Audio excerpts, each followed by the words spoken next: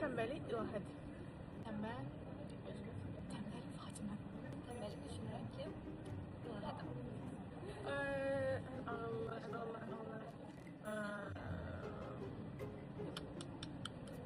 Seva.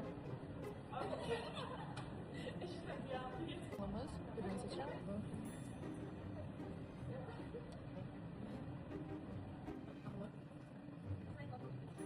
Sen. En ağıllı düşünürəm ki, İlhamımız ama ben biraz çok ağıllı davranım. En sakitimiz yine bana. Sakini Sevada. Yok. Sakitimiz düşünürəm ki, Əsas mənə. Hem mənə, hem de ki Короче, mənə. Sevimiz Fatıma. Tabii. Fatıma. Biz Fatıma. En pozitifi bürüdür. Pozitif. Bence biz pozitifti ama en pozitifi bürü. Pozitifi ben. Pozitifi bürüdü конечно. En sevimlisi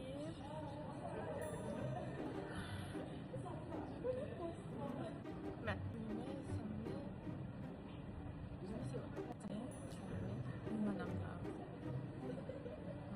En sevimlisi düşünürəm ki bürüdü. Zarafatçı. Arada mən, arada hürüm. Zarafatçı. Bence zarafatçı. Biz daha Fatıma. Zarafatçı. Fatıma. Bye.